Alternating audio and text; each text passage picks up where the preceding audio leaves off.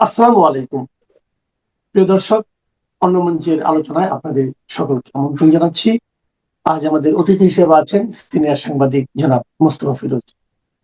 জনাব মোস্তফা ফিরোজ, আজকে আসলে আলোচনা করার ব্যাপারে অনেক কিছুই ইচ্ছা ছিল, আগে থেকে পরিকল্পনা ছিল, কিন্তু গত রাতে যে ঘটনা ঘটলো আমাদেরই সহযোগী সহকর্মী জনাব আনিস আলমগীরকে নিয়ে, অন্য কোনো বিষয় আসলে এটা ছাড়া করাও মানে জটিল হয়ে যায়। আনিস আলমগীরকে রাতের বেলা নিয়ে গেল, এর মধ্যে তার ফ্যামিলির লোকজন আমাকে নানাভাবে টেলিফোন করেছে, জানতে চেয়েছে আসলে ঘটনাটা কি। এবং তারা আমার মানে আমি খুব বিস্মিত হয়েছি যে তার পরিবারের কয়েকজন আমাকে ফোন করে তারা বরং আমাকে নিয়ে চিন্তা করছে, বলতেছে যে আপনি নিরাপদে আছেন।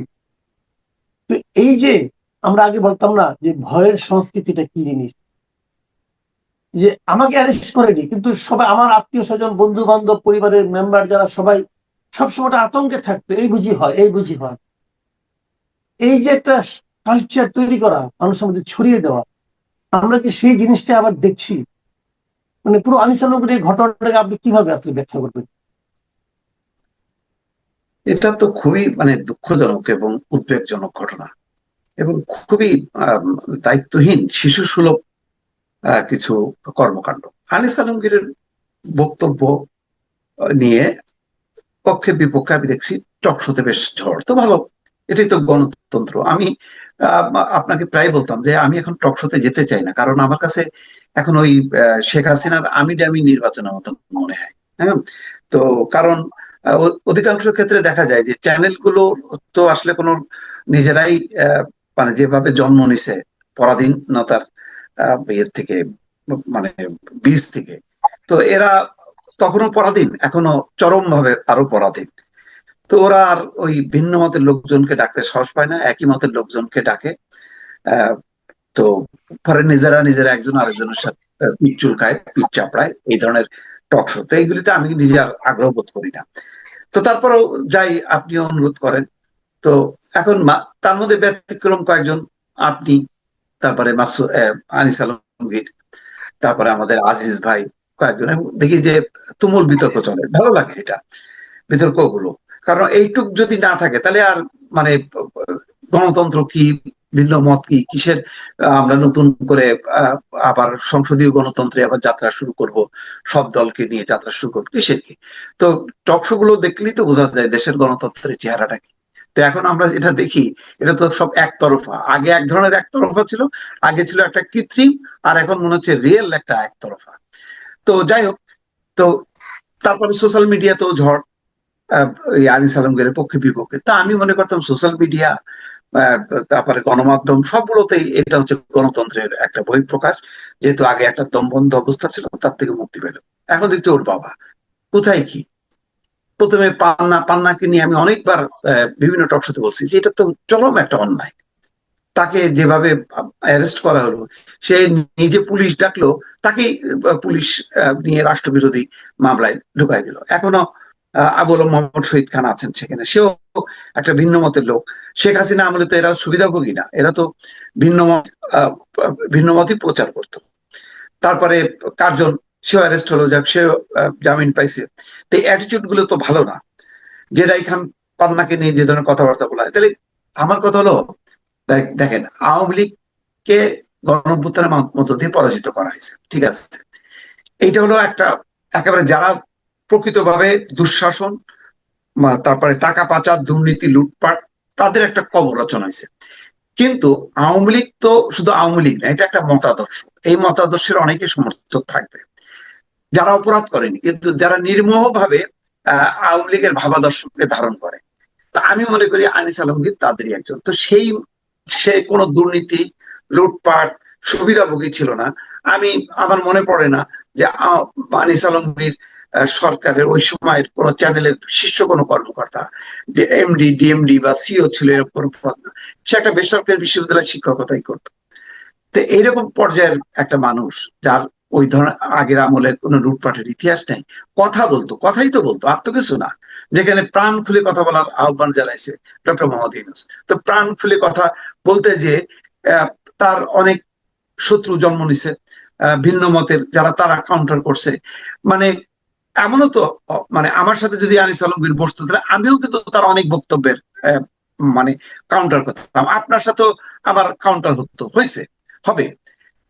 কিন্তু তাই বলে তাকে অ্যারেস্ট করো, তাকে যেভাবে যে কায়দায় অ্যারেস্ট করা হয়েছে, এই ধরনের অ্যারেস্টের ঘটনা 15 বছরে আমরা অসংখ্যবার দেখছি এবং অসংখ্যবার আমরা এটার প্রতিবাদ করছি। আপনি জিমনেশিয়াম থেকে, সে তো প্রস্তুত না, তাকে কি নোটিশ করছেন? সে কি মানে সে তো বাসায় ফেরার কথা অথবা অন্য একটা টক শোতে যাওয়ার কথা। আপনি কোন বলে আপনি তাকে নিয়ে গেলেন? আপনি আসছেন জিজ্ঞাসাবাদের আপনি তো ফোন করে বলছেন যে আলী সালামগীর সাহেব আপনাকে সাথে কথা বলতে চাই। তো সে কি পালাই যেত নাকি আসতো না? সে বলতো যে ঠিক আছে আমি ব্যস্ত আছি, আমি টাইমটা দিচ্ছি, ওই টাইমে আমি যাবো। তো যাইতো সে, আপনি কথা বলতেন। আর যদি মামলাই করতেন তাহলে আগে মামলা করেন, আপনি রাত্রে বেলায় 2টার সময় আপনি মামলা করলেন। এই ধরনের ঘটনা আমরা কি দেখিনি শেখ হাসিনার আমলে? শেখ হাসিনার আমলে যা যা মানে সেই অনিয়ম হয়েছে, যা যা দুঃশাসন হয়েছে, স্বৈরতন্ত্রের যে সমস্ত রূপগুলি আমরা দেখছি, আপনি এখন সেগুলি চর্চা করাটা কতখানি যুক্তিসঙ্গত? তাও ঘটছে একটা ইন্টারিম গভর্নমেন্টের সময়। এই দায় কেন নিচ্ছে ইউনূস সরকার? ইউনূস সরকার কি এর জবাবদিহি করতে হবে না? আপনি কি মনে করতে পারেন, ভাই আমি একটু থামাই, আপনি কি মনে করতে পারেন, আপনি তো অনেকগুলো অন্তর্বর্তীকালীন হোক এই ফরম্যাটের অনেকগুলো গভর্নমেন্ট দেখেছেন, শাহাবুদ্দিন সাহেব, লতিফুর রহমান অথবা হাবিবুর রহমান, হ্যাঁ অনেকগুলো গভর্নমেন্ট আপনি দেখেছেন। কোন এরকম অন্তর্বর্তীকালীন সরকার যারা থাকতে আসেনি, ক্ষমতা হস্তান্তর করার জন্য মধ্যবর্তী সময়ে এসেছে, এরকম কোন সরকারের আমলে এই ধরনের গ্রেপ্তার, এই ধরনের মানে গণমাধ্যমকে দমিয়ে রাখার প্রচেষ্টা আপনি কি এর আগে কখনো দেখেছেন? আমি কখনোই দেখিনি। মানে তত্ত্বাবধায়ক সরকার তো হয়নি, ইভেন অন ইলেভেনের সরকারের সময় এরকম ঘটনা আমি দেখিনি। এটা একটা অদ্ভুত ধরনের, এটা বলে গণভ্যুত্থান। গণভ্যুত্থানটা কেন? স্বৈরতন্ত্রের বিরুদ্ধে, স্বৈরাচারের বিরুদ্ধে, ফ্যাসিজমের বিরুদ্ধে। তাহলে তো আরো মুক্ত গণতন্ত্র, আরো স্বাধীনতা থাকবে, মানবাধিকার আরো সুরক্ষিত থাকবে। আপনি এইটা যে মানবাধিকারটা লঙ্ঘন করলেন, আনিস আলমগীরকে জিজ্ঞাসাবাদের নাম করে আপনি আটক করলেন, গভীর রাতে যে মামলা দিলেন, এটা কি মানবাধিকার লঙ্ঘন না? এটা কি আন্তর্জাতিক যে সংগঠনগুলো আছে তারা যে বিবৃতি দেবে, তারা কি বিবৃতি দেবে না? আপনারা কি দেশে বিদেশে যাবেন না? তাদের মুখোমুখি হবেন না? আপনি দেশে হয়তো আপনাকে কেউ প্রশ্ন নাও করতে পারে, কিন্তু আপনি কি বিদেশে যাবেন না? আপনি মানে কোন ধরনের নজির স্থাপন করলেন? এমন একটা নজির দেখান যেখানে আপনি ওইটাকে পরবর্তী পলিটিক্যাল গভর্নমেন্ট মানে অনুসরণ করবে। কোন নজিরই তো দেখানো যাচ্ছে না, আরো চেপে ধরছেন। এই ঘটনাগুলোর মধ্য দিয়ে আজকে কি হলো, মানে আমি নিজে আরো নিরুৎসাহিত হবো যে বাবা টক শোতে যাওয়ার দরকার নেই, আমি যতটা পারি আমার নিজের চ্যানেলে কথাবার্তা বলি। কারণ এটা আমার সাথে, এটা আমার জন্য এক ধরনের পেশা, এক ধরনের হচ্ছে নেশা, দুটোই আমার। তো আমি কি করবো, আমি নিজে এখন সংকুচিত থাকবো। ওই আওয়ামী লীগ আমলে যেমন বিদেশে বিদেশে দৌড়ে বেড়াচ্ছি, এখন আবার সেই পথেই আমাকে অবলম্বন করতে হবে। কি করবো? কারণ আপনি দেখা গেল যে আমি এয়ারপোর্টে নামবো, জিজ্ঞাসাবাদের জন্য আমাকে নিয়ে গেলেন, কি চমৎকার! আপনার ইচ্ছা, আপনি জিজ্ঞাসাবাদ করবেন, আপনার জিজ্ঞাসা থাকলে আপনি আমার কাছে আসবেন, আপনি আমার কাছে এসে জিজ্ঞাসা করবেন, আমার অ্যাপয়েন্টমেন্ট নেবেন, নিয়ে আমাকে জিজ্ঞাসা করবেন। আপনি আমাকে জিজ্ঞাসাবাদের নাম করে গাড়িতে করে, আপনার গাড়িতে করে কেন আপনি নিয়ে যাবেন? আপনার এই অধিকার আছে? কোন আইনের বলে আছে বাংলাদেশে? কোন ল এর কোন কোন ধারায় এই কথাগুলো লেখা আছে? আমি এটা আইন উপদেষ্টা আসিফ নজরুলের কাছেও জিজ্ঞাসা করি যে আনিস আলমগীরের পুরো গ্রেপ্তারের এই প্রক্রিয়া সম্পর্কে আগে তো অনেক বক্তব্য দিচ্ছেন তিনি, অন্তত এইটার ব্যাপারে তার ফেসবুকে অন্তত উনি ব্যাখ্যা করে বলুন যে যেই প্রক্রিয়ায় আনিস আলমগীরকে আটক করা হলো, মানে তারপরে তার নামে মামলা হলো, এই ব্যাপারে তার একটা আইনগত একটা সে ব্যাখ্যা দিক। ঠিক, আমি আর কিছু চাই, অন্তত এই একটা ব্যাখ্যা দিক, এটা আমি দাবি করি, আর কিছু চাই না। আনিস আলমগীরের জেল দিক, কি সন্ত্রাস বিরোধী আইনে যত বছর মানে বিচার করে তাকে দণ্ড দেওয়ার দরকার দিক, কিন্তু আমি অন্তত একটাই অনুরোধ থাকলো, আসিফ নজরুলের কাছ থেকে আমি এই প্রক্রিয়া সম্পর্কে একটা ব্যাখ্যা চাই। জি, আমি আরেকটা বিষয় বলতে চাই যে অনেকে বলছেন এরকম কথা, আমি এটা আপনি কি ভাবেন? অনেকে বলছেন যে যে এই যে হাজিকে হত্যা, মানে হত্যার চেষ্টা যেটা হলো আর কি, এই হত্যা প্রচেষ্টার যে ঘটনাটা অনেকের দিকে কিন্তু মানে আপনার ইঙ্গিত করছেন, এবং সবশেষে একটা বড় ঘটনা, বড় একটা ইঙ্গিত আসছে, সেটা হলো যে এই ঘটনায় আসলে বেনিফিশিয়ারি কি হচ্ছে, কার লাভ হচ্ছে, কার ক্ষতি হচ্ছে, যা লাভ হচ্ছে তার দিকে আমরা কি তাকাচ্ছি? এই সমস্ত প্রশ্নগুলো কিন্তু উঠছে। ঠিক এই সময় আনিস ইসলাম আলমগীরকে গ্রেপ্তার করা হলো। আপনার কি মনে হয় যে হাদির ঘটনা থেকে মানুষের নজর সরিয়ে দেওয়ার জন্য এই আনিস আলমগীরকে ধরে নিয়ে যাওয়া হলো? দেখেন, আমি কিন্তু প্রথম থেকেই একটা কথা বলতেছি। আমি কয়েকটা ভিডিওতে উল্লেখ করছি, হাদি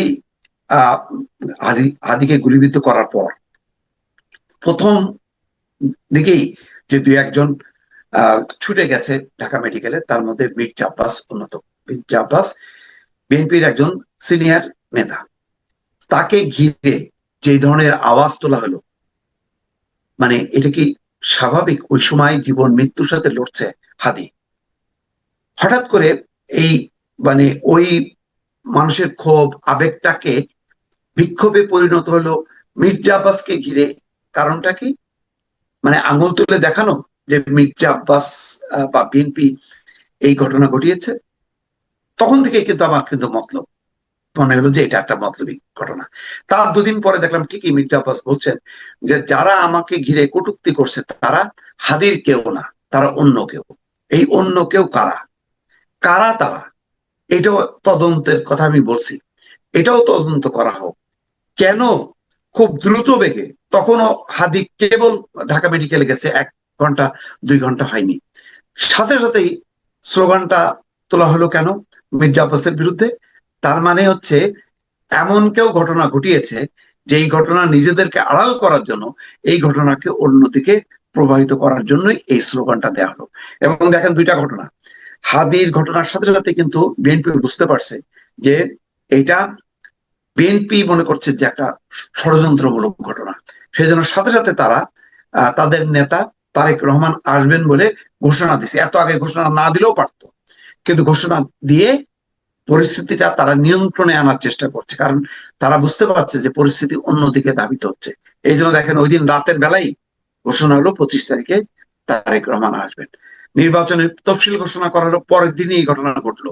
হাদি তো এমন তো না যে নির্বাচনী প্রচার প্রচারণা গণসংযোগ ওই দিনই মানে তফসিল ঘোষণার পরেই চালাচ্ছে, তা তো না, তার আগে থেকে চালাচ্ছে।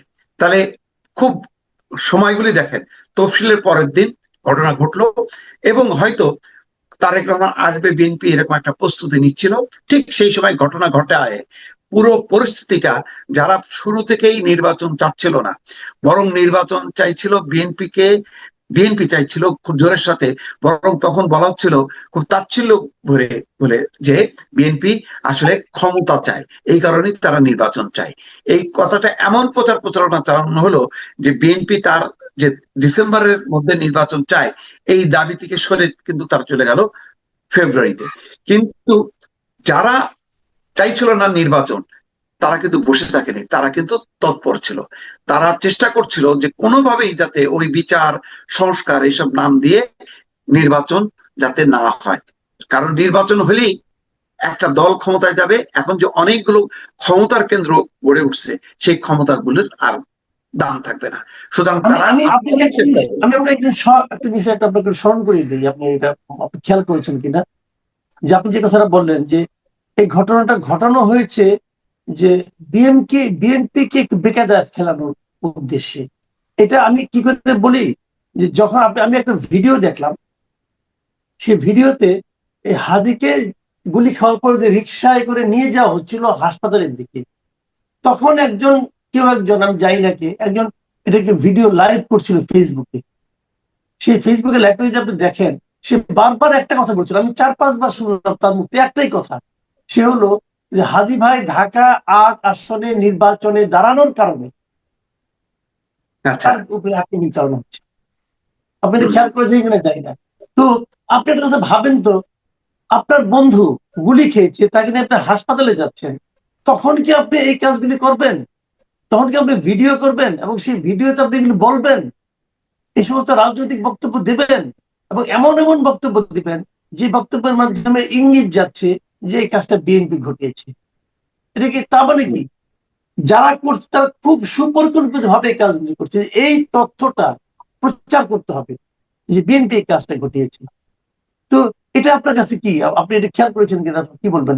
না, মিলে মিলে মিলে যাচ্ছে তো যে আহ, ইউনূস সরকার ক্ষমতা নেওয়ার পর প্রথম যেটা হয় যে যেহেতু একটা মানে আহ, একটা একটা সরকার পতন ঘটছে, সেই সরকার দেশ থেকে পালায় গেছে, একটা ধ্বংসস্তূপ, মোট কথা একটা রাজনৈতিক বিপর্যয় ঘটছে। সে বিপর্যয়ের পর প্রথম যারা দায়িত্বটা নেয় মানে সাময়িক কালের জন্য, তারা প্রথমেই দেখেন একটা সামরিক মানে যদি জেনারেল ক্ষমতা দখল করে, ক্ষমতা দখল করেই কিন্তু সে প্রথম যে ভাষণটা দেয়, ভাষণে থাকে যে আমি 6 মাসের মধ্যে নির্বাচনটা দেব। তার মানে আপনি একটা একটা ডেডলাইন থাকে যে 6 মাসের মধ্যে নির্বাচন দেব। তো আমরা একটা পট পরিবর্তনের পর আমরা সেই ডেডলাইনটা পাইলাম না। বলা হচ্ছে যে সংস্কার বিচার পর তারপরে ওই কম সংস্কার চাইলে, এটা অবশ্য অনেক পরে বলা হলো, কম সংস্কার চাইলে ডিসেম্বর, বেশি সংস্কার চাইলে জুন। মানে নির্বাচনটা খুব গুরুত্বপূর্ণ না, অথচ দেশটা কিভাবে চলবে, কেমনে চলবে, বিদেশিরা কার সাথে কন্ট্যাক্ট করবে, কার সাথে চুক্তি করবে। কারণ এটা তো আপনার ধরেন একটা কি বলবো, একটা এটা তো একটা একটা বাণিজ্যিক বিষয় যে আপনি অন্য কূটনীতি, বাণিজ্য, আন্তর্জাতিক সম্পর্ক কে কার সাথে মেনটেন করবে। আচ্ছা, আপনি কি কোনো ওই ধরেন সুদানের এখন যে আধা সামরিক বাহিনী ক্ষমতা দখল করে বসে আছে, ওই সরকারের সাথে আপনি কি চুক্তি করবেন? নাকি আপনি অপেক্ষায় থাকবেন যে সুদানে একটা নির্বাচন হোক, নির্বাচিত সরকার আসুক, তখন তার সাথে আপনি যাবেন? আপনি তো ওইটার জন্যই অপেক্ষা করবেন। তো এইটাও তো তাই, আপনি বাংলাদেশে এখন গভর্নমেন্ট কি না, গভর্নমেন্ট নেই, এখন একটা পতন ঘটছে, একটা অভ্যুত্থান হয়েছে, একটা নির্বাচন হবে তারপর। কিন্তু আপনি দেখেন গ্যাপটা কত সময় রেখে দিলেন, এবং প্রথম থেকেই মানে নির্বাচন বিরোধী একটা আওয়াজ। কারণ কি? কারণ আপনি জানেন নির্বাচন হইলে যেহেতু আওয়ামী লীগ নাই, বিএনপি ক্ষমতায় আসবে, বিএনপি যাতে ক্ষমতায় না আসতে পারে। তফসিল ঘোষণার সাথে সাথেই দেখেন সেই আবারও সেই একই অবস্থা, অনেক কষ্ট করে অনেক সাধনার পর কিন্তু একটা তফসিল আসলো, 12ই ফেব্রুয়ারি নির্বাচনের ঘোষণা হলো। কিন্তু এটাও বোধহয় অনেকের পছন্দ হয়নি। আবার তারেক রহমান 25 তারিখে ফিরবে, আসার একটা আওয়াজ শোনা যাচ্ছে, তফসিল ঘোষণা হয়ে গেছে। এখনো এটাকে ব্যাহত করার জন্য আর একটা ঘটনা। এবং আমার মনে হয় যে সর্বশেষ আনিস আলমগীরের ঘটনাটা এই ঝড়ের মধ্যে ঢোকানোর অর্থটা হলো যে ওই হাদির ঘটনাটাকে চাপা দিয়ে আরেকদিকে ডাইভার্ট করা, এবং কাদেরকে খুশি করা হলো, সেই উগ্রবাদীদের যারা দেশে একটা অশান্তি চায়, যারা দেশে একটা নিয়মিত সরকার আসুক সেটা চায় না, সেটাকে বাধাগ্রস্ত করার জন্যই কিন্তু তাদেরকে আবার উৎসাহিত করা হলো এই আনিস আলমগীরকে গ্রেপ্তার ঘটনার মধ্য দিয়ে। জি, অনেক ধন্যবাদ, অনেক ধন্যবাদ জনাব মোস্তফা ফিরোজ। প্রিয় দর্শক, আপনারা শুনলেন যে আনিস আলমগীরকে গ্রেপ্তার, হাদির উপর আক্রমণ, এবং এখানে ডাইভার্সন কিছু আছে কিনা এই ব্যাপারে জনাব মোস্তফা ফিরোজের মূল্যায়ন। আশা করি আপনাদের ভালো লেগেছে। আগামীতে আবার আমরা আলোচনায় বসবো ইনশাল্লাহ। সবাই ভালো থাকবেন। আল্লাহ হাফেজ।